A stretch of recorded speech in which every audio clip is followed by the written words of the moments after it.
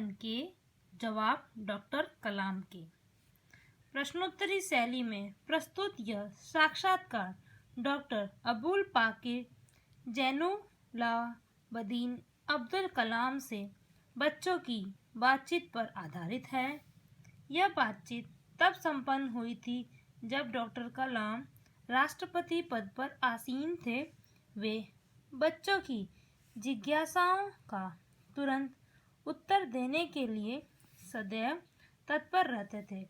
इस पाठ में यह बताया गया है कि भारत के भूतपूर्व राष्ट्रपति डॉक्टर अबुल पाकिर जैनुलाब्दीन अब्दुल कलाम एक वैज्ञानिक हैं। भारत के आधुनिक क्षेपणास्त्रों के निर्माण तथा प्रक्षेपण में उनका बड़ा योगदान रहा। डॉक्टर कलाम बहुत ही सरल स्वभाव के व्यक्ति हैं। बच्चों से उन्हें बड़ा लगाव था। इस पाठ में बच्चों ने उनसे विविध विषयों पर प्रश्न पूछे हैं और डॉक्टर कलाम ने उनके उत्तर भी दिए हैं। आइए हम पाठ की शुरुआत करते हैं। प्रश्नकर्ता आर अरविंद, कक्षा 3, सेंट मेट्स स्कूल, चेन्नई। क्या आप अपने बचपन की कोई यादगार घटना हमें सुना सकते हैं? डॉक्टर कलाम, कक्षा 5वीं के मेरे शिक्षक श्री शिव सुब्रमण्यम अय्यर की एक बात मुझे याद है। एक दिन कक्षा में वे हमें यह बता रहे थे कि कोई पक्षी कैसे उड़ता है। उन्होंने हमें रामेश्वरम के समुद्र तट पर ले जाकर इसका जीवंत उदाहरण दिया। वह ऐसी यादगार घटना थी जो मेरे मन मस्तिष्क में हमेशा के लिए बैठ गई। इसी से मुझे आगे विज्ञान पढ़ने की प्रेरणा मिली। प्रश्नकर्ता सरयू मकर, कक्षा 5, वाल्मीकि नगर, हिंदी माध्यमिक शाला, नागपुर। बचपन में हमें किस भाषा को प्रमुखता देनी चाहिए? डॉक्टर कलाम, मैंने स्वयं माध्यमिक शिक्षा तक की पढ़ाई अपनी मातृभाषा के माध्यम से पूरी की है। कॉलेज और उससे आगे की शिक्षा अंग्रेजी माध्यम की संस्थाओं में हुई। मेरा मानना है कि हम कॉलेज में भी माध्यम के रूप में मातृभाषा का चुनाव करते हैं, क्योंकि युवा अपनी मातृभाषा में ही सोचता है, उसी में अपनी बात सहजता से कहने में सक्षम होता है। पर इसमें कोई भी दो राय नहीं है कि वैश्विक स्तर पर संपर्क के लिए हमें अंग्रेजी जैसी एक संपर्क भाषा की नितांत आवश्यकता है। प्रश्नकर्ता अर्श पटेल, कक्षा 5, चंदूलाल विद्या मंदिर, मुंबई। यदि हम आपकी तरह बनना चाहें तो हमें क्या करना चाहिए? डॉक्टर कलाम, जब आप युवा अवस्था में कदम रखें तभी आपको जीवन में लक्ष्य निर्धारित कर लेना होगा। हमेशा कुछ बड़ा सोचो, जैसे कि यह अनुभूति हो कि आप आखिर बनना क्या चाहते हैं। तभी से उस दिशा में प्रयास और श्रम प्रारंभ कर दो। कहने का अर्थ है कि जी तोड़ मेहनत करो। ज्यों-ज्यों आप आगे की ओर बढ़ोगे, आपका सामना बाधाओं तथा कठिनाइयों से होगा। आपको अपने अंदर दृढ़ साहस पैदा करना होगा। समस्याओं को पराजित करने में महारत हासिल करनी होगी, तभी जीवन में सफल हो पाओगे। पहले यह जरूरी है कि आप निरंतर ज्ञान अर्जित करो। प्रश्नकर्ता चिराग जैन, कक्षा 7, बॉम्बे, कैम्ब्रिज, अंधेरी, पश्चिम मुंबई। वह कौन सी बड़ी चुनौती है जिसका सामना हमें आज करना पड़ा है?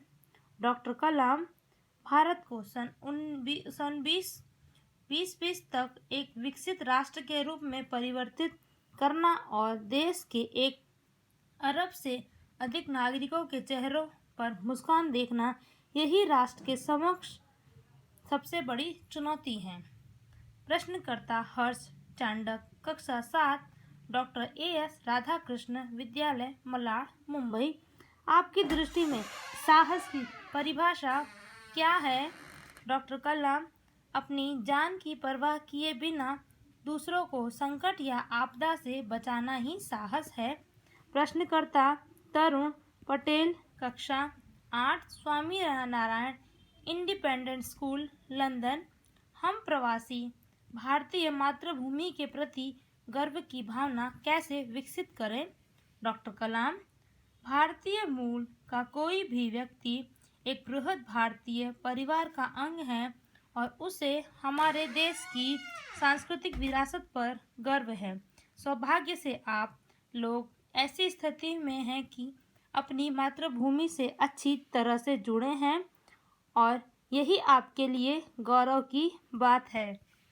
प्रश्नकर्ता सत्यम, कक्षा 10, जिला स्कूल मुंगेर।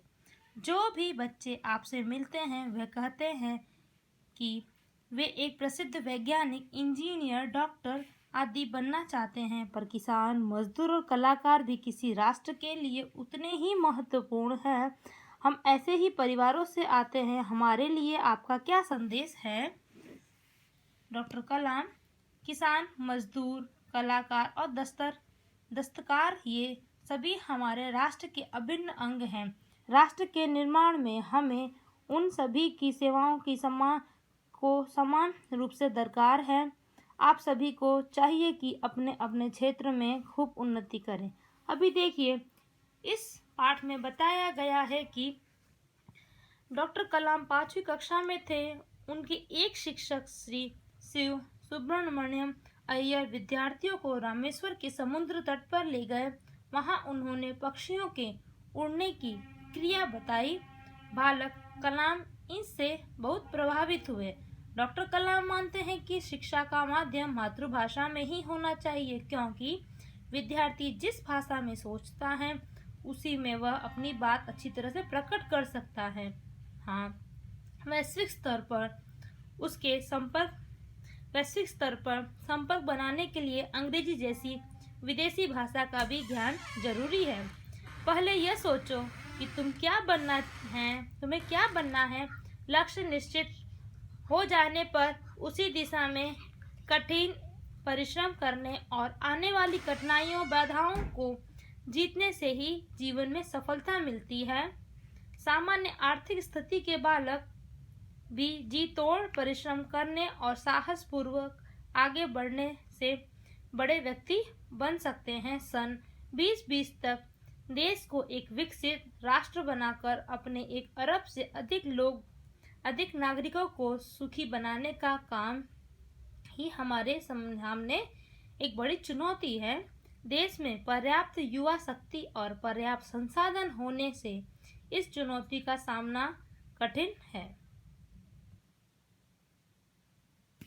प्रश्नकर्ता रोहित चतुर्वेदी, कक्षा 11, इस्लामिया इंटर कॉलेज, इटावा।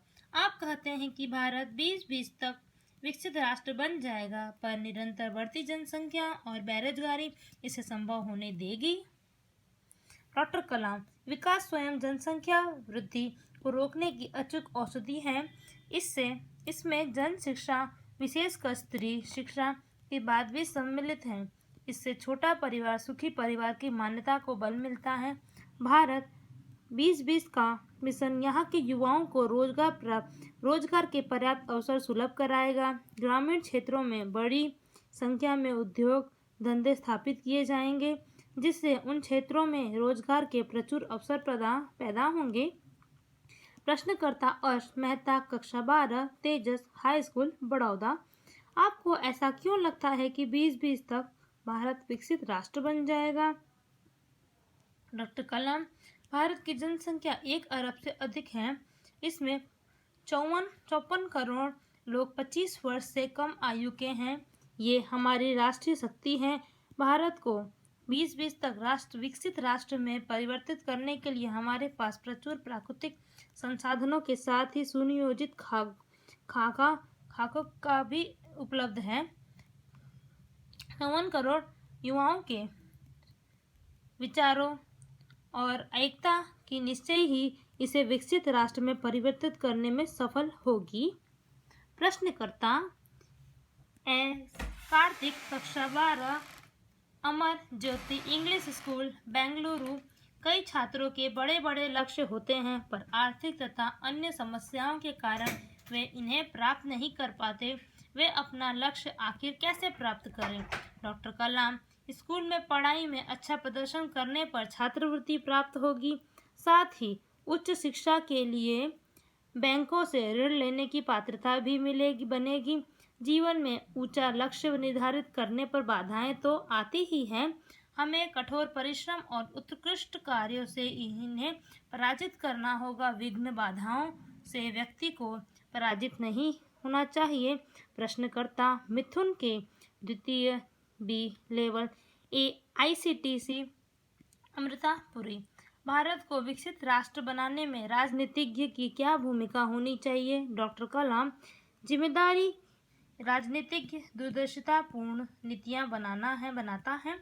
महात्मा गांधी ने निष्ठा के राजनीतिक को सत्य, अहिंसा तथा निस्वार्थ भावना में ढालते हुए ब्रिटिश शासकों के विरुद्ध अपनी लड़ाई छेड़ी थी।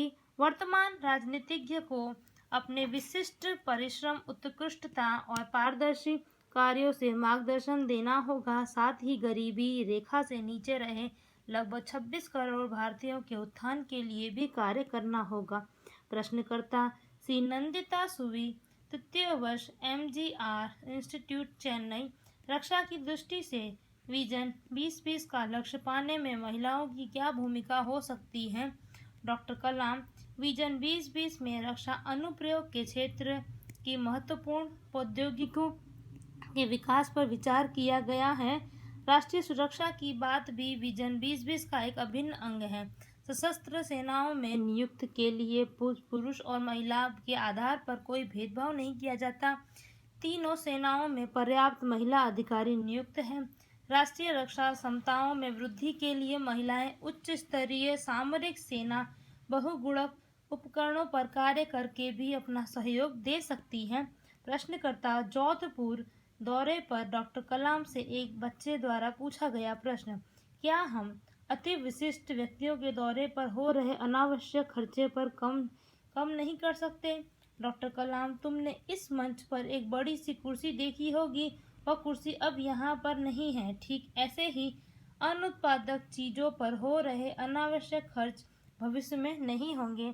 देखिए यहाँ पे इस पाठ में आगे ये बताया गया है कि डॉक्टर कलाम के अनुसार स्त्री शिक्षा का विस्तार, छोटा परिवार सुखी परिवार की मान्यता और ग्रामीण क्षेत्रों में उद्योग धंधों की स्थापना में जनसंख्या पर काबू पाया जा सकेगा और तभी बेरोजगारी भी दूर होगी। डॉक्टर कलाम कहते हैं कि हमारे नेताओं को कठिन परिश्रम और अपने उत्कृष्ट और पारदर्शी कार्यों से लोगों का विश्वास प्राप्त करना चाहिए। उन्हें गरीबी की रेखा के नीचे नहीं रहे, वो लोगों की उन्नति के लिए भी प्रयास करना चाहिए। भारतीय सेना में पुरुषों और महिलाओं की नियुक्तियों में भेदभाव नहीं किया जाता।